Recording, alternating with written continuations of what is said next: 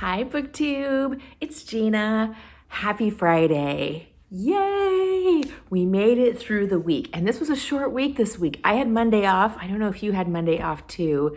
I had Monday off, and this was just a weird week. So I figured I would just sit down and do a little chatty catch-up video since it's been a while, and I got some book mail that I wanted to share with you. So I will talk to you about what I'm reading, because I started one of the books that I got in the mail, and fill you in on where I've been for the last couple of weeks.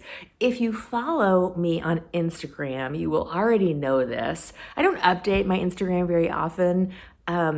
I am not a good photographer. I don't take good pictures, and so I always feel like my Instagram pictures are just not very good. I wanted to take a picture of my new books that I'm going to talk about, and I try to take pictures. They don't turn out right. The sizing isn't right. The color's not right. So anyway, I haven't posted an update on Instagram, but 2 weeks ago or 2.5 weeks ago, I had to have an emergency appendectomy. I had my appendix removed, ended up in the ER and spent most of the day there. And by the end of the day, I was having surgery. Luckily, it was fairly straightforward, no complications, outpatient. I was home the same day, so it was fine. But it's taken me a little while to bounce back. Now, don't feel too sorry for me, because in between surgery and now, this sounds really kind of odd to say, but I had a little trip to Las Vegas. So clearly I was feeling okay. The doctor had said 5 to 7 day recovery. It was fine to travel as long as I was feeling okay, and I was feeling fine. So we had a trip planned, and I went. So I had surgery. I was home for a week, and then I hopped off to Vegas. We got back from Vegas on Saturday, so I had Sunday and Monday home to just, lounge around and relax, and all is well. I'm still feeling a little bit droopy, but everything is, back to getting back to normal. So I got some book mail, and I thought, what a fun way to get back into making videos by sharing some really fun mail. And the first thing I'm going to show you is what I'm currently reading, because this is Country Chronicle by Gladys Taber. Isn't that a beauty? I don't know if you are familiar with Gladys Taber. I was not. This book mail came from a friend of mine who is a big Gladys Taber fan. She sent me that, and then I had already bought on her recommendation Harvest of Yesterdays and Still Cove Journal. So these are nonfiction sort of memoir-ish books about Gladys Taber, and this is talking about her home in Still Meadow, which is in New England, and it is so cozy. I am absolutely loving it. There is the way this is organized is there's an introduction, and then there's a chapter for winter, spring, summer, and fall. And she talks about what she's doing in the garden, what she's doing in the house. And there's a really, really cozy scene in here about Christmas. And I thought I would just read you a quick passage because it's wonderful. And it says, when Still Meadow finally quiets down on Christmas Eve and the fire in the great hearth burns to embers and the candles are snuffed, I go outside to be sure there is enough food by the old well house for the stray cats we feed and the skunks and the coons. A last helping of warm milk is always acceptable on a cold night. The country stillness is gentle to the ear and only emphasized by the cry of one owl down by the pond or the creaking of a bough on one of the giant maples that guard the house. The bright moon casts shadows on the snow, and the stars prick the midnight sky with their infinite pattern. And I say goodnight to the world as I have for many Christmas Eves.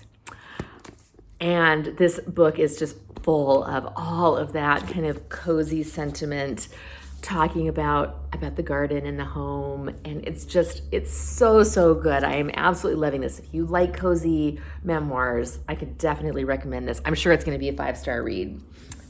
Next, I got, as a present, another Persephone. Isn't this beautiful? This is the Hopkins Manuscript by R.C. Sheriff. And look at these end papers. Isn't that just gorgeous? I love these Persephone books so much. R.C. Sheriff wrote one of my favorite books I've read so far this year, which was Green Gates. Green Gates was a story of a couple trying to come to terms with the husband's retirement and struggling with it a little bit.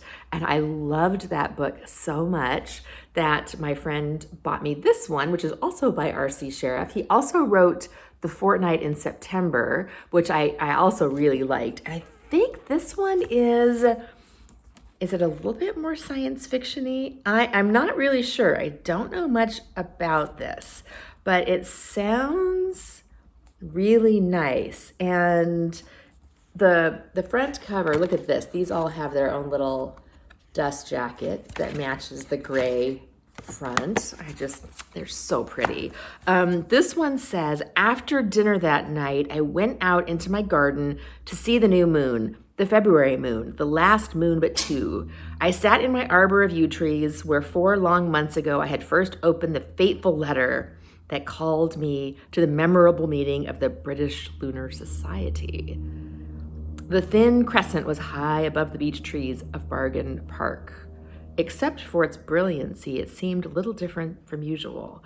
And he goes on from there. So it sounds like I don't know what the Lunar Society is, but I'm super excited to read this and to have another Persephone to add to my collection. Isn't that wonderful? And then she also sent me this Agatha Christie, The Bedside, Bathtub, and Armchair Companion. And you know I love Agatha Christie. And this it sounds like a description of the stories, list them in order, and then give some maybe biographical information about each one as it goes. I have not flipped through it yet, but it sounds like a really fun way to get a little bit more background and information on some of my favorite Agatha Christie's. So I'm really looking forward to that. And then I got a Mary Roberts Reinhardt, The Window at the White Cat, a novel of romance and suspense. Now, for some reason, I thought Mary Roberts Reinhardt was a mystery writer. Maybe she's written some mysteries, but I'm reading right now on my Kindle The Breaking Point, which is not a mystery at all. It's more of a suspense story. So I'm thinking that I had miscategorized her. Although, I don't know if I have any other ones by her. But I'm really loving what I'm reading so far, so I'm super happy to have this. And then 3 beautiful old vintage editions. The first I have not ever heard of. This is Mrs. Wiggs of Cabbage Patch.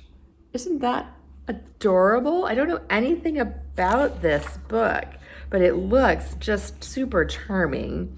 And then 2 by Elizabeth Goudge, who I've read a couple books by her. I read her middle grade book, Linnets and Valerians, for middle grade March, and I loved it. And was it last year or the year before? I read The House of Bells, I think. This is Gentian Hill, and I don't know anything about these, so I can't tell you if I recommend them or not, but I'm sure they're Elizabeth Goudge, so they're going to have to be wonderful. And then Green Dolphin Street. This one's a little bit difficult to see that on the on the spine. But isn't that just amazing? I was so excited to get some book mail. It is just such a treat whenever I get a package in the mail. So thank you to my friend who sent these to me. I will read them and love them. I'm going to do some reading right now, I think, and work on Chronicle because I just loving. This is by far my favorite so far. So I'm very excited to continue with this.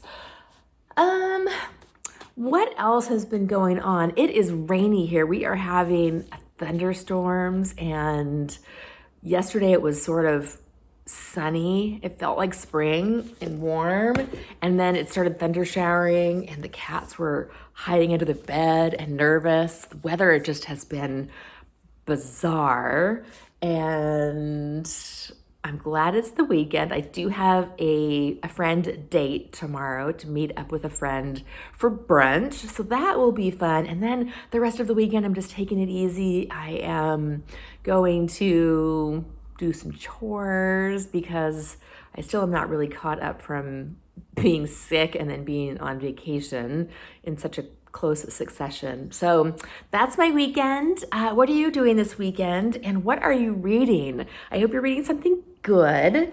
I am reading something good. Did I tell you? Country Chronicles? Yeah, I think I told you. I'm enjoying it. All right, so I will talk to you later.